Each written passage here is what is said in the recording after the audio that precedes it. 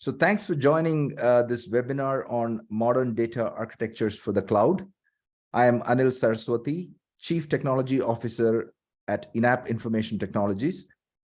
We are a 500-strong consulting services company with offices in India, US, and Japan.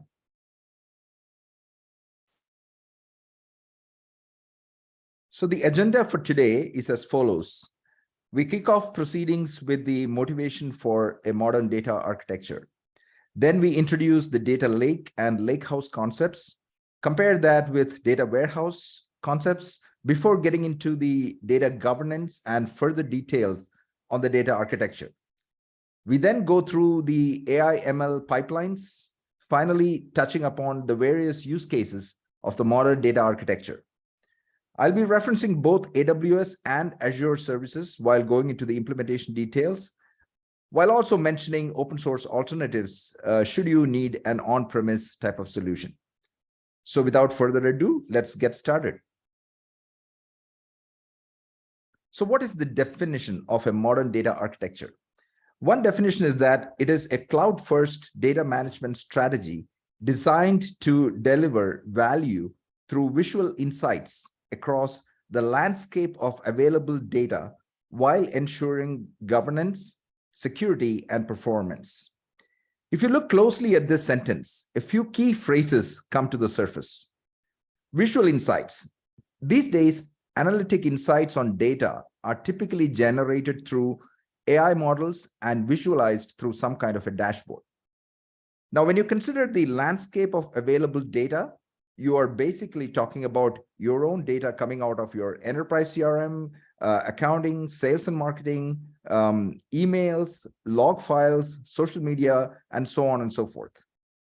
And data governance is about who can securely create and curate this data and share them among organization units within your own enterprise or among customers and suppliers so as to enable them to generate visual insights.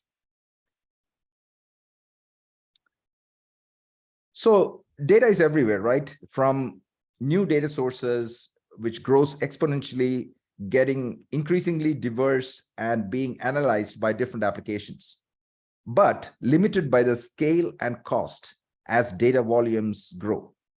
Enterprises are struggling with numerous data sources and limited processing power to transform and visualize their data. And the trend with data democratization is pushing enterprises to be able to get the relevant data products into the hands of people within your enterprise as well as outside. And within the same enterprise, you might have several data silos. You might have a new requirement for which you build another application, which creates another data silo. There is so much duplication of code and data among these applications that typically don't talk to each other. There will be teams independently maintaining these monolithic applications where you probably might be using the same transactional database for reporting purposes as well, resulting in poor performance. And this is where the relevance of a cloud-based platform that allows you to build several data products at scale from a variety of your data sources come into the picture. Now, what are the types of data that enterprises typically deal with? These days, for deriving new insights from your data, enterprises looks not just at the transactional data, but also a lot of unstructured data as well. For example, comments from e-commerce sites about your product, support requests and responses coming by email, log files from your applications, customer service chats, surveys, and so on and so forth. Traditionally, data warehouse used to store data in the form of facts, measures, and dimensions, FMD for short, derived from your transactional databases. Sometimes new tables over and above what you have in your transactional databases need to be synthesized. For example, if an AI/ML model is used to predict the customer churn rate and the churn rate is tracked over time, the churn rate can be considered a fact. If a model is used to segment your customers based on their behavior and preferences, the derived segment, like let's say students, can be considered a dimension. so that you could filter your facts by that segment. If a model is used to predict the lifetime value of a customer, the predicted lifetime value can be considered a measure. So suffice to say that facts, measures, and dimensions are your bread and butter if you are a data warehouse architect or if you're considering a modern data architecture. Traditionally, data warehouses used to be built through ETL, which is short for extract, transform, load. With modern data architectures, we are seeing more of an ELT approach, which is extract, load, and then transform. And that's where we see the concept of data lakes. You load raw data from different sources into your data lake and then do a series of transformations to curate the data, probably build a data warehouse with facts, measures, and dimensions, or sometimes query directly from your raw data. And the use cases may be different for different customers. I recall that in one scenario, the data warehouse like AWS Redshift was the data source for a data lake in one particular customer. So what's a data lake? A data lake is a large and centralized repository that stores all structured, semi-structured, and unstructured data at scale.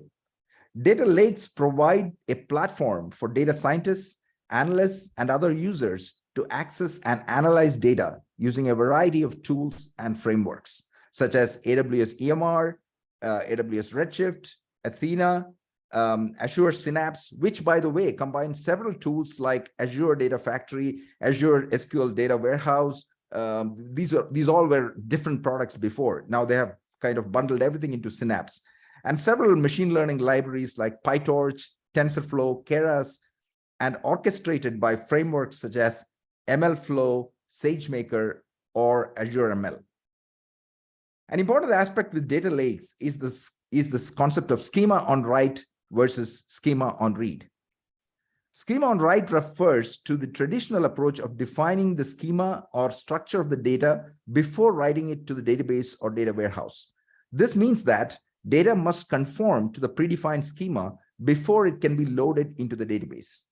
Although schema on write is typically used in relational databases where the schema changes must be carefully managed to maintain data integrity, some data lakes like Delta Lake and Snowflake, which are not relational, does offer this as the schema enforcement feature.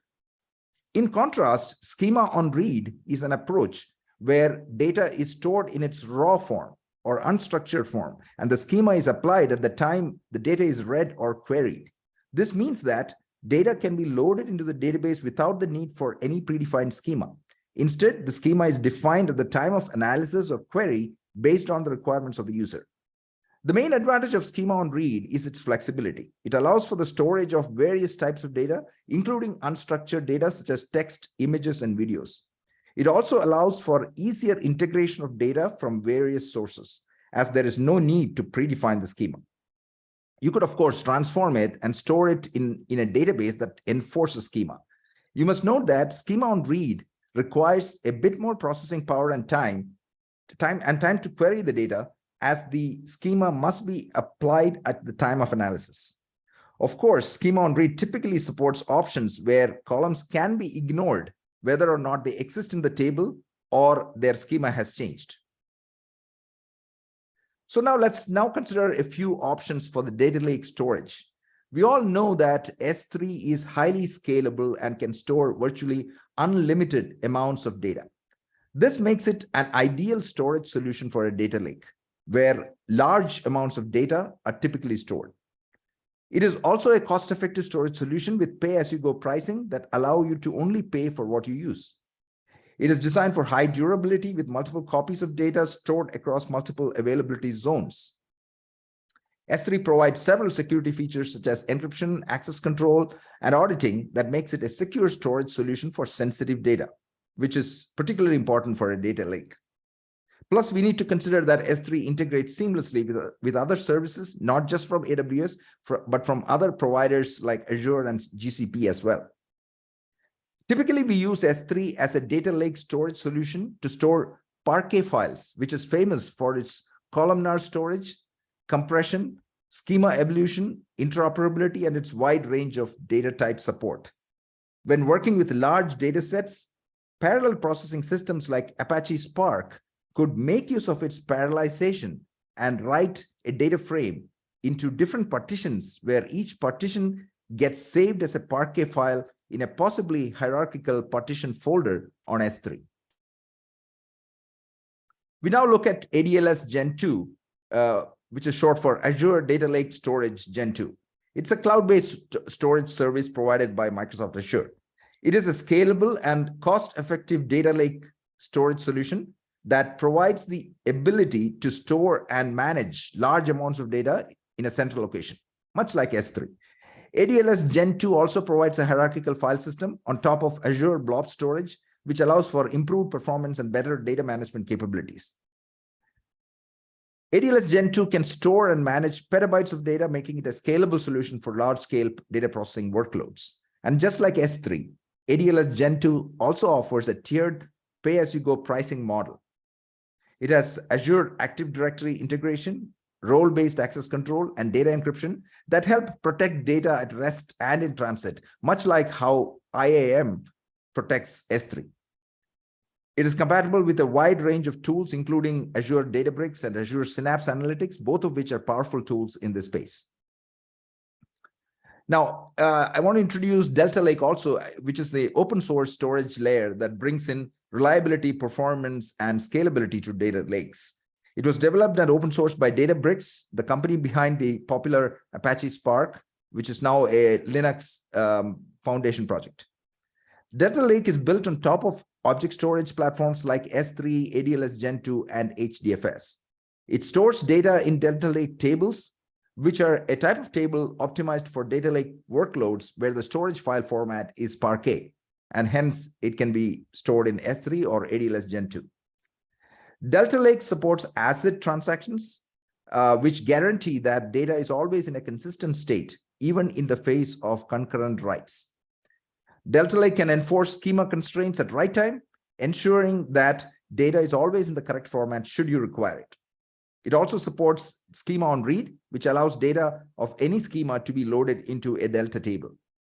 One unique feature of Delta Lake is time travel, which is the ability to access and query previous versions of your data, allowing users to easily roll back changes or analyze data changes over time. As you can see in the diagram, tables are organized in the form of partition folders and files within the folder. Each folder is a partition which could be hierarchical in nature. In the diagram, it shows a daily partition format. The advantage of partitioning is that read queries need to go through only the Parquet files in the relevant partition, thus improving query performance. A special folder called delta_log hosts the transaction logs, which are JSON files containing commands like add file and remove file, corresponding to adding and removing records in a table. Like in this case of adding records to a table, in the first transaction, 2 Parquet files containing the actual table records were added, and in a subsequent commit, the 2 old files were removed and a third one was added as part of, say, compaction. You might be wondering how, with all these tiny files being created every time you write a few records, how does it scale?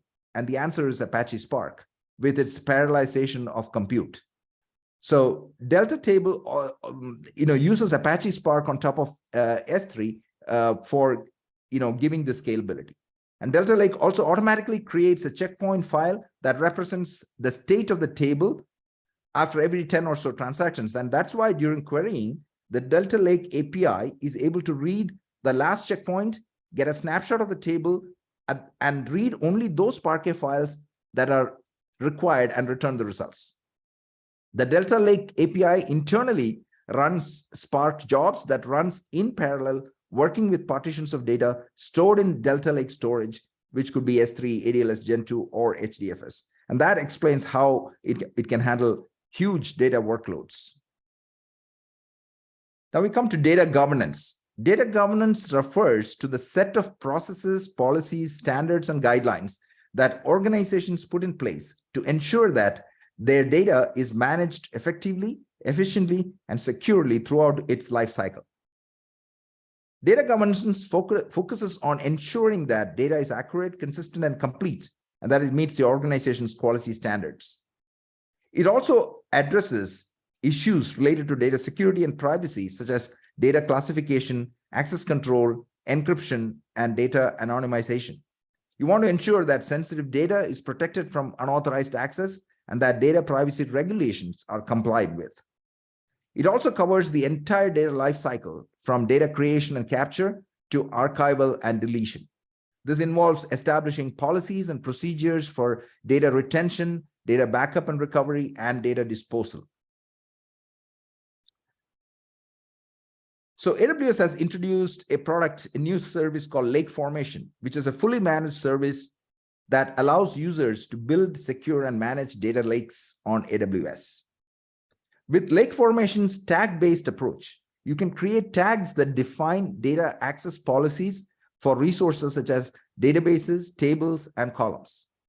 You can then assign these tags to specific AWS identity and access management users or roles, allowing you to control access to data based on tags rather than resource-specific permissions. For example, you could create a tag named, let's say, sensitive, and assign it to a specific database or table containing sensitive data. You could then create an IAM policy that grants read-only access to that database or table or column with the sensitive tag to a specific group of users or roles. And Lake Formation's tag-based approach also supports hierarchical tags, allowing you to create tags with parent-child relationships. With Lake Formation's named resource-based approach, you can create named resources such as databases, tables, and columns, and then define data access policies for these resources. You can grant permissions to specific IAM users or roles for each named resource, allowing you to control access to data at a very granular level. For example, you could create a named resource for a specific table and grant read-only access to a specific group of IAM users or roles. Lake Formation's named resource-based approach also supports resource hierarchies, allowing you to create resources with parent-child relationships. Azure Data Share is an equivalent service provided by Microsoft Azure that enables organizations to share data with internal and external partners securely and efficiently. The shared data can be in any format, including files, folders, and databases, and can be accessed by recipients through their own Azure storage accounts. Azure Data Share provides granular access control over the shared data, allowing data owners to control access, set expiration dates, and revoke access to data that they own at any time. It also provides features such as activity logs, notifications, and monitoring to help data owners keep track of data sharing activities. What we are essentially saying is that enterprises should formulate a strategy on coming up with one or more data products, meaning each data product will be a collection of databases and tables and columns. And it could be a single database. It could be a group of tables. It could be anything. It could be a group of columns.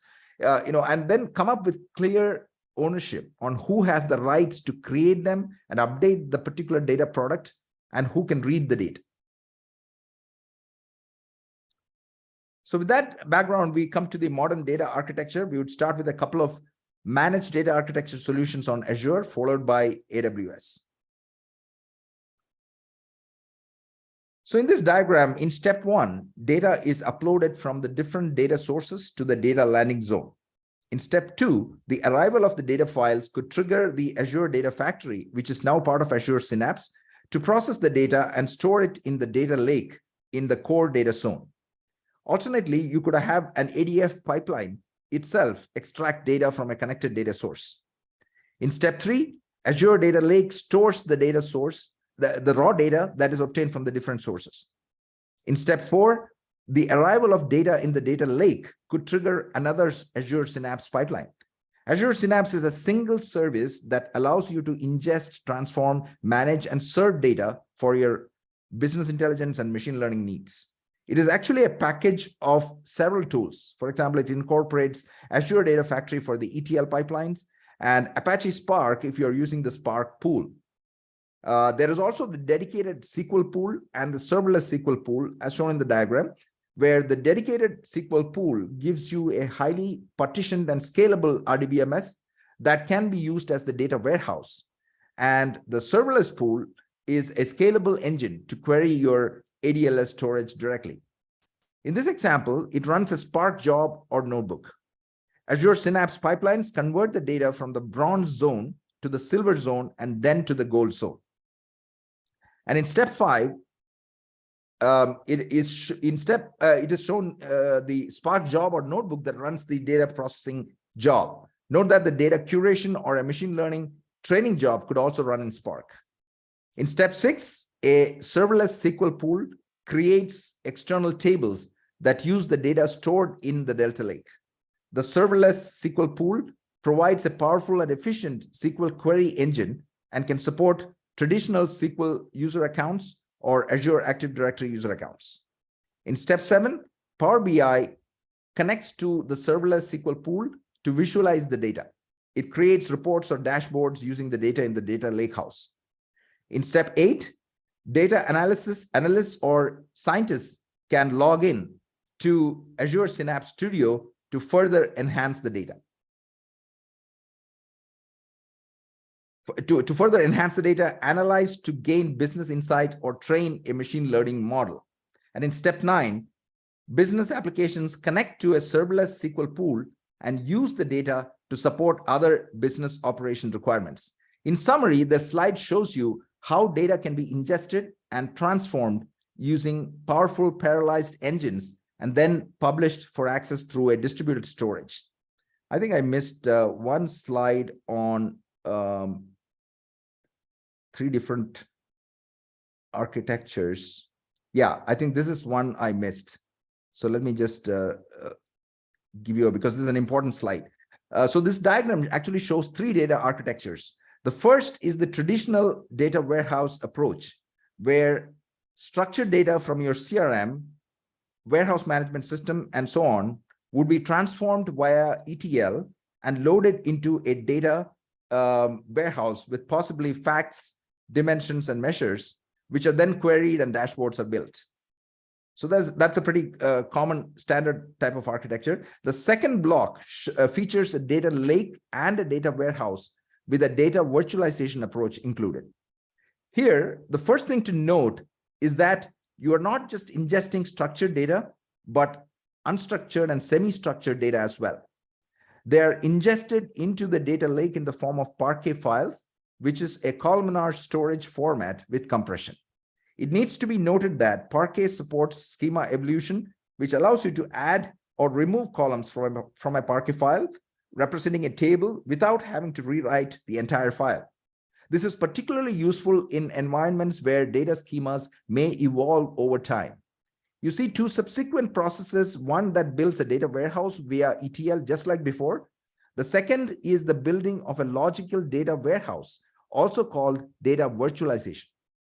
Many products such as Azure Synapse from Microsoft, or Redshift from Amazon, or Athena, again from Amazon, allow you to create what are called external tables without storage, but instead link them to these Parquet files in the data lake. So you can also see that the ingested data being used for machine learning pipelines in order to enrich the tables, either in the data lake or in the data warehouse. So this is where I was mentioning, interestingly, we recently encountered a use case where the data warehouse like Redshift was one of the data sources for a data lake architecture, which is a bit of a deviation from this above architecture. In this particular diagram, data warehouse is being not shown as a data source. So the third block in the diagram above features a data lakehouse with a medallion approach, something that was put forth by Databricks. Here, the main difference from the second approach is the introduction of the bronze, silver, and gold data layers, plus the introduction of data governance. The bronze is for raw data, silver for the refined data, and gold for the final trusted and curated data. For example, the bronze data could be your point of sale data, POS data, transactional data from suppliers, or social media mentions of your products, and so on. Silver data could be your FMD, like facts, measures, and dimensions, like sales data filtered by product category or region, supplier performance metrics, and so on. And the gold could be your customer segmentation based on purchasing behavior, demand forecasting for specific products or regions, and recommendations for related products. So those could be your goal layer. Now, each of these layers could also have distinct policies as to who are allowed to access, who are allowed to create, curate, read, which databases, which tables in that database, which columns in those tables, and so on and so forth, who can modify them, and so on, as part of data governance. Ideally, it's a goal layer that is exposed to APIs and applications for consumption. So that was a pretty important slide, which I missed. Sorry for that. So now we continue with our data architecture. I think we covered this one. So we are now into the a real-time data architecture, and a different architecture in Azure, where in step 1, Debezium connectors that can connect to different data sources and tap into changes as they happen using change data capture mechanism. In step 2, the connectors extract change data and sends the captured events to Azure Event Hubs. Event Hubs is Microsoft's streaming solution, much like Amazon's Kinesis, and can receive large amounts of data from multiple sources. In step 3, Event Hubs directly streams the data to Azure Synapse Analytic Spark pools, or can send the data to an Azure Data Lake Storage landing zone in raw format. In step 4, other batch data sources can use Azure Synapse pipelines to copy the data to Data Lake Storage and make it available for processing. In step 5, Azure Synapse Spark pools use fully supported Apache Spark structured streaming APIs. And structured streaming is good for real-time processing. It is used to process data in this using the Spark streaming framework. Those are APIs that support real-time use cases like aggregations. Like if you want to build a table, let's say, that keeps track of how many logins per minute are happening, or in case of an IoT application, maybe device alarms per minute. So you want to display a dashboard that shows you the up-to-date real-time device alarms per minute. If there are too many alarms, maybe notify an administrator, and so on and so forth. The data processing step incorporates data quality checks and high-level business rule validations. In step 6, Data Lake Storage stores the validated data in the open Delta Lake format. Delta Lakes provides asset semantics and transactions, scalable metadata handling, and unified streaming and batch data processing for data stored in ADLS Gen 2. Like I said before, Delta Lake works on top of storage mechanisms like S3 and ADLS and HDFS. In step 7, data from the data lake storage validated zone transformed and enriched with more rules into its final processing state loads to a dedicated SQL pool for running large-scale analytical queries. So dedicated SQL pool from Synapse is one service that allows you to run very large-scale analytical queries in very quick time. So the only downside of dedicated SQL pool is that you need to provision in advance, whereas the serverless SQL pool is actually pay as you go, and it can auto scale. So the dedicated SQL pool is equivalent to the traditional SQL data warehouse, giving you the automatic partitioning, column store indexes, dedicated compute resources, and many other goodies. And note that this serverless SQL pool is a pay-as-you-go service, which is more suited for ad hoc queries. In step 8, Power BI uses the data exposed through the dedicated SQL pool to build enterprise-grade dashboards and reports. In step 9, you can also use the captured raw data in the data lake store, landing zone, or the validated data in the Delta format for further ad hoc and exploratory analysis through Azure Synapse SQL serverless pools, and do machine learning through Azure ML. In step 10, for some low latency requirements, you might need data to be denormalized for single-digit server latencies. These are all special use cases, but it's just that the diagram shows you that these are also available. So this usage scenario is primarily for API responses, quick API responses. The scenario queries documents in a NoSQL data store, such as Azure Cosmos DB for single-digit millisecond responses. And in step 11, you can augment the solution by indexing the data that the APIs need to access with Azure Cognitive Search, which allows you to create search indexes over data stored in a variety of databases like Cosmos DB, Azure Data Lake, Azure SQL Database, and so on and so forth. In summary, this covers an architecture with all the various options using Azure services thrown in. Okay, so now we go to AWS. One thing to realize is that irrespective of the provider, like whether it's AWS or Azure or GCP, the solution architecture generally involves a data lake, an ETL tool, an ML ops pipeline. We will come to ML ops shortly, a query processing engine, a data warehouse, which is optional if you could afford to query the data lake itself, and identity and access management to control the access. So that's pretty much it, irrespective of the provider. So in this case, in step one, data stored in Amazon S3 data lake is crawled using an AWS Glue crawler, which is a managed service that can discover and catalog your metadata. It's part of the AWS Glue service, which is the ETL service within AWS, much like Azure Data Factory. So AWS Glue is the de facto standard for ETL in AWS. In step two, the crawler infers the metadata of data on Amazon S3 and stores it in the form of a database and tables in the AWS Glue data catalog. In step three, you register the Amazon S3 bucket as a data lake location with Lake Formation. There exists a data catalog in Lake Formation as well, which is kept in sync with the one in AWS Glue. So data catalogs are always useful. You can look up your data, where it is, and in what format, what's the partition, what's the data format, storage format, and so on and so forth. In step four, you use Lake Formation to grant permissions at the database, table, and column level to define AWS IAM roles. In step five, you create external schemas within Amazon Redshift, a data warehouse in AWS, to manage access for marketing and finance teams. So it must be noted that the external schemas in Redshift don't have native storage, as it simply links to the S3 storage. In step six, you provide access to the marketing and finance groups to their respective external schemas and associate the appropriate IAM roles to be assumed. The admin role and admin group is limited for administration work. In step seven, marketing and finance users now can assume their respective IAM roles and query data using the SQL query editor to their external schemas inside Amazon Redshift. Of course, the data could also be accessed using AWS Athena, which is a pay-as-you-go auto-scale type of service. Okay, AI/ML. So I'm sorry, I think I skipped one. Yeah, it's again the different another look at a modern data architecture in AWS. Here you notice that there are three AWS accounts, namely a data producer account, a central federated governance account, and a data consumer account.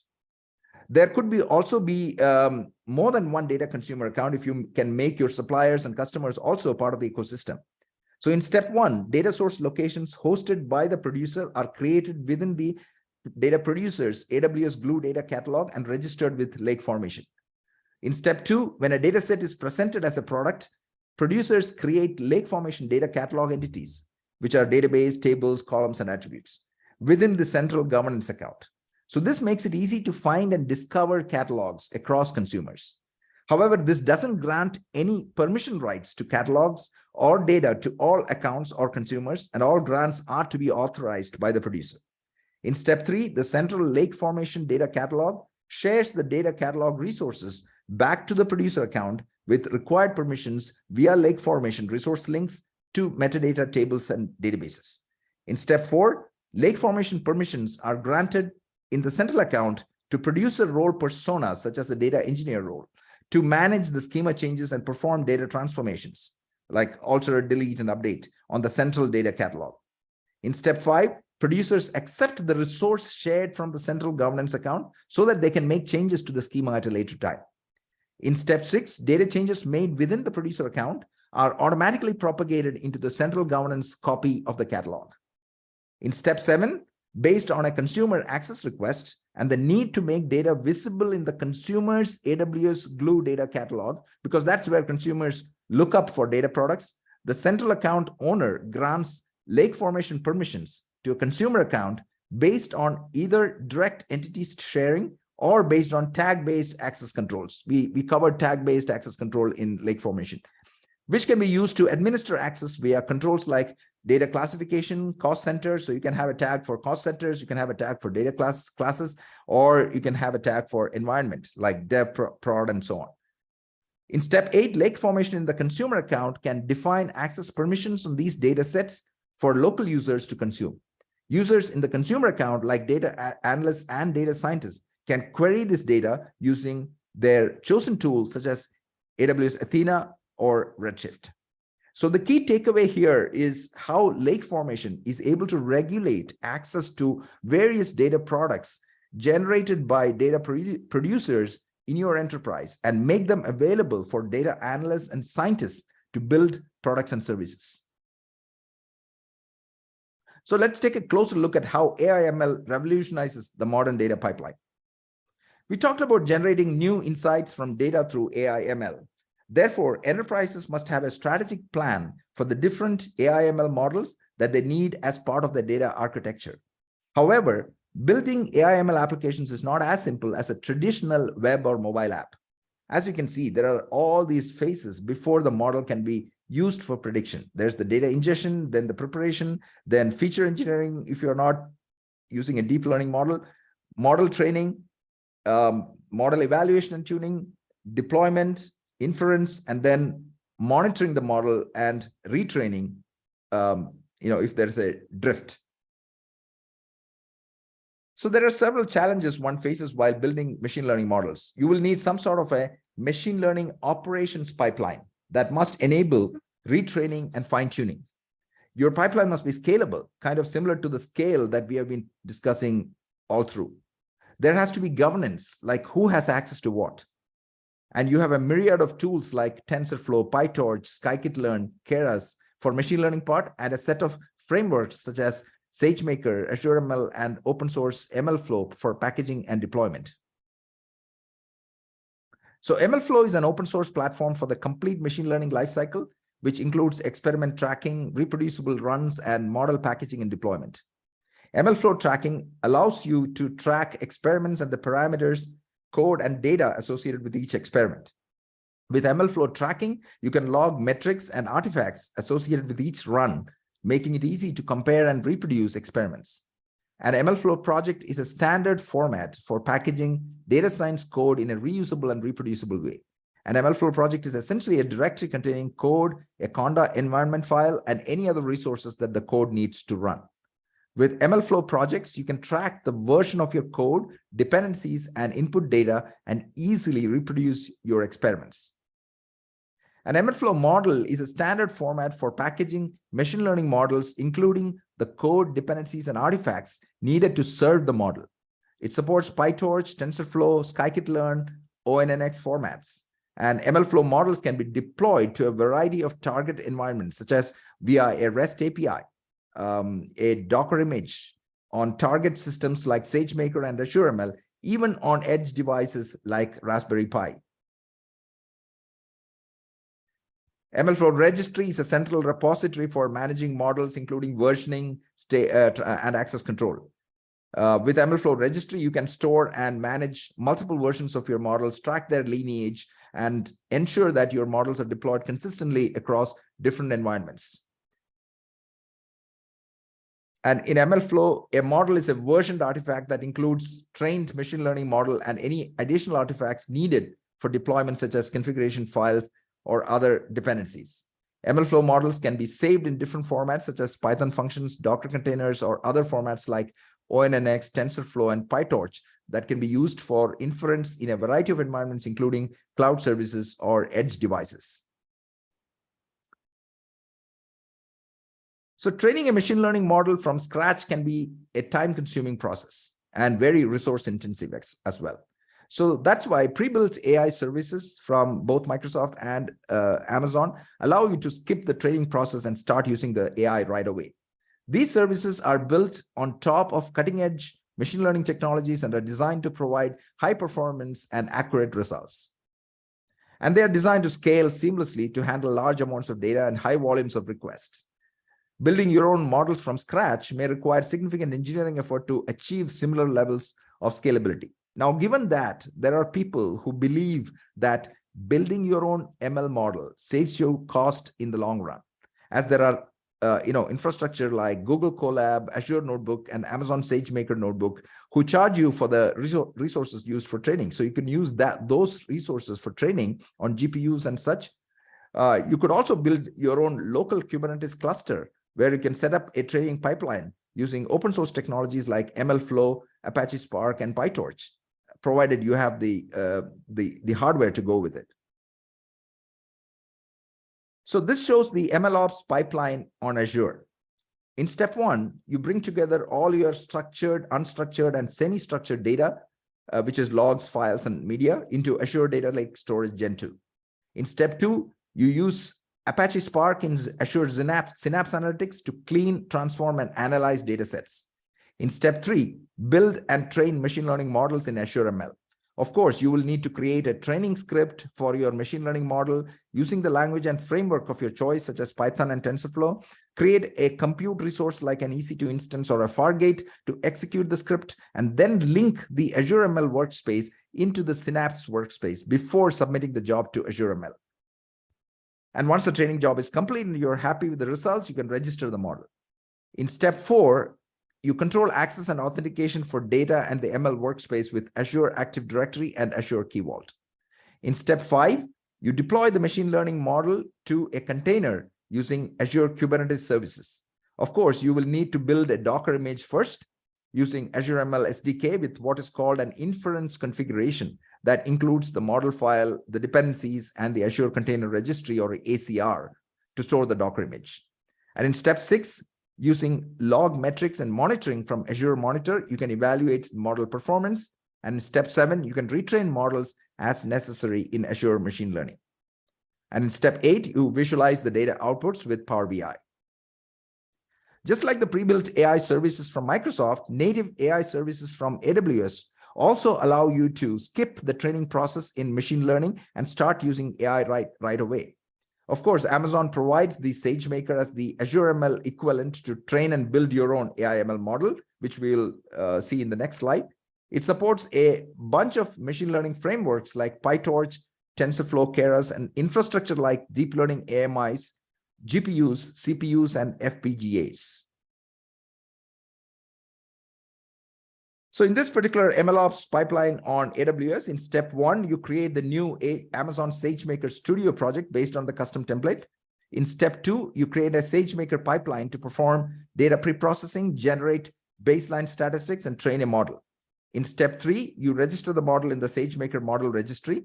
In step 4, the data scientist verifies the model metrics and performance and approves the model. In step 5, the model is deployed to a real-time endpoint in staging, and after approval to a production endpoint. In step 6, Amazon SageMaker Model Monitor is configured on the production endpoint to detect any concept drift of the data with respect to the training baseline. In step 7, Model Monitor is scheduled to run every hour and publishes metrics to CloudWatch. And in step 8, a CloudWatch alarm is raised when the metrics exceed a model-specific threshold, like let's say accuracy, less than 75%. This results in an event bridge rule starting the model build pipeline. And in step 9, the model build pipeline can also be retrained with an event bridge rule that runs on a schedule. So now let's, we come to the last section of this webinar, which is the use cases. Let's look at some use cases of this architecture in different industries. In the interest of time, I might just focus on a subset of those listed in the slides. So if you consider a medallion architecture inside your data lake, we talked about bronze, silver, and gold. The bronze data might include the point of sale data, the transactional data from suppliers, and social media mentions of your food products. And the silver data might include facts, measures, and dimensions like sales data by product, category, or region, supplier performance metrics, and maybe customer demographic data, and so on.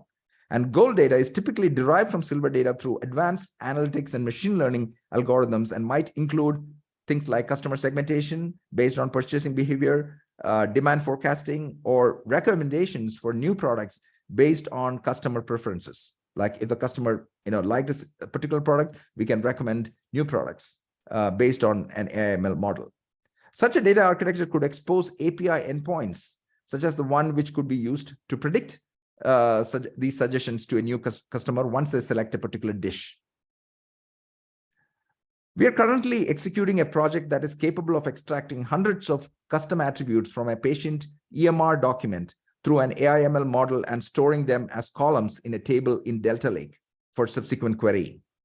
While we could have opted for AWS or Azure as our managed services provider, due to the customer's specific requirement, we decided to build an on-premise Delta Lake. Delta Lake, Apache Spark, and MLflow-based solution. Actually, all three are open source products.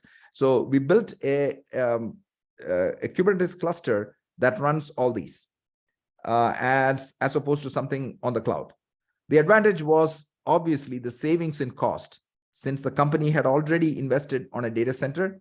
But the disadvantage was the long training times due to the kind of hardware that was made available to us, which is not GPU-based, something you want to keep in mind. We have plans to collaborate with the customer further in the areas of predictive analytics and fraud detection as well. Education. A few years ago, we had implemented an AI/ML model that would predict student outcomes based on the major and minor selection during counseling. So, of course, the scalability and accuracy of models was a major concern back then. And with the tools that are available now and the availability of cloud-based infrastructures, that's no longer a concern these days. And I believe that predictive analytics would help with the early identification of students at risk and proper resource allocation to help such students, which would be a great boon to the education sector.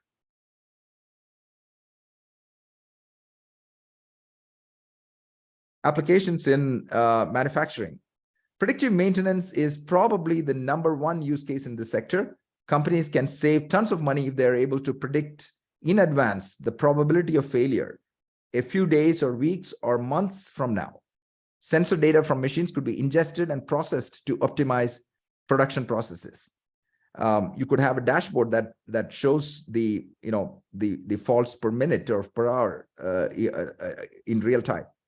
By analyzing data on inventory, demand, and shipping times, companies can optimize the supply chain, reduce costs, and improve efficiency. By tracking materials and products through the supply chain using RFID and other technologies, companies can gain greater visibility into their operations, improving efficiency and reducing waste. Transportation. Google provides real-time traffic data for many cities around the world. This data is publicly available and can be used to analyze traffic patterns in specific areas. You could bring that into your data lake, for example. By analyzing data on such traffic patterns, weather patterns, and road conditions, companies can optimize routes, reducing travel time and fuel costs, and do route optimization processing. Vehicles fitted with devices can send time series data that can be ingested through a message broker and process real time to predict when maintenance is necessary, reducing overall downtime. And in equipment maintenance, these are pretty standard use cases, especially the predictive maintenance, which are currently being deployed by many companies in the maintenance industry. By analyzing data on parts usage and equipment failures, companies can optimize their parts inventory, reducing inventory costs and improving maintenance efficiency. By analyzing data on equipment failures, root causes of failures can be determined, enabling companies to address underlying issues and prevent future failures. Opportunities to improve equipment efficiency and reduce energy consumption can be identified by analyzing data on equipment performance. So in conclusion, modern data architectures for the cloud have brought significant advancements to data management and analysis. The use of data lakes provide a scalable and cost-effective approach to store and process large amounts of data. Extract, load, and transform techniques have replaced the traditional extract, transform, load, or ETL approach, enabling faster data ingestion and integration with cloud-based data warehouses.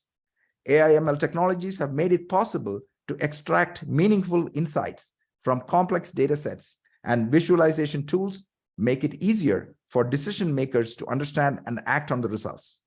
However, with the increased use of data comes the need for strong data governance practices. Organizations must prioritize data privacy, security, and ethical use, especially when handling sensitive information. It is essential to implement strict policies and processes to ensure compliance with regulatory requirements and ethical standards. In summary, modern data architectures offer significant advantages for businesses looking to leverage data to gain insights and make informed decisions. By incorporating data governance principles into their data management practices, organizations can fully realize the benefits of modern data architectures while protecting their data and preserving the trust of their customers and stakeholders.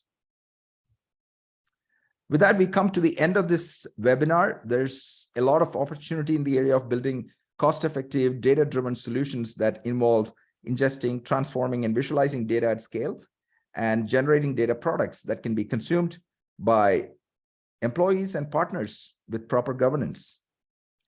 I hope you gained enough insight into the topic. And in case, let me see if I have any questions out there in the chat.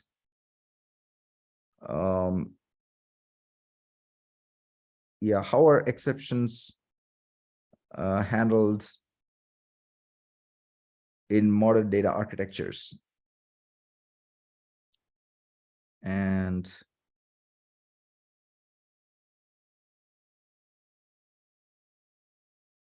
okay, I'll answer a couple of questions. How are exceptions handled in modern data architectures?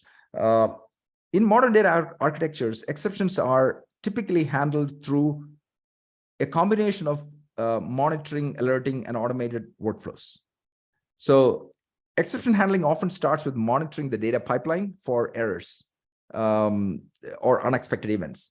So this can be done using monitoring tools such as, if you're in AWS, AWS CloudWatch is the perfect place where you could trigger a workflow if a certain metric crosses a threshold or something, or if there is an exception. So that is the nature of exception handling for such pipelines. I'll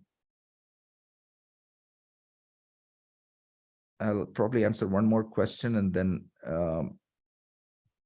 okay, so this is an interesting question. So how do I visualize the throughput per hour per day for each of my machines, cutting machines in my shop floor? Okay, so this is I mean, I think I mentioned structured streaming. I presume there would be some sensor per machine which would send data to the data lake via Amazon Kinesis or something similar. We could run a PySpark-based process that listens to the Kinesis stream, do aggregations using the window function probably, where you specify the duration like 1 hour if you want to do the aggregation per hour. So it'll package up all the messages in that hour, and these can be stored into a table in Delta Lake, and then do some aggregations either post-process and then visualize it in a dashboard. So I would use that as the mechanism. And there's one last question on Azure. I'll take that also, which is, how do you decide whether to choose dedicated SQL pool versus serverless SQL pool? Yeah, if your workload is, let's say, unpredictable and it fluctuates frequently, I would say a serverless SQL pool may be a better choice because you only pay for the resources you use, and the serverless pool can automatically scale up or down as needed. Whereas with dedicated pools, although it provides better performance and faster query processing times, you need to dedicate resources. So if you know that your workload clearly, you can specify the configuration of the resources that are required, then that could be a better choice. However, serverless SQL pools can also provide good performance if you use them appropriately and optimize your queries. So you may want to just check it out and see which suits you better. And dedicated SQL pool, like I said, require you to provision and pay for the resources in advance. Whereas serverless SQL pool is only, they only charge you for the resources you actually use. So I think that sums up our webinar. Please send any further questions to my email. It's anil.gs@inapp.com. And thanks everyone for joining, and thanks for your time.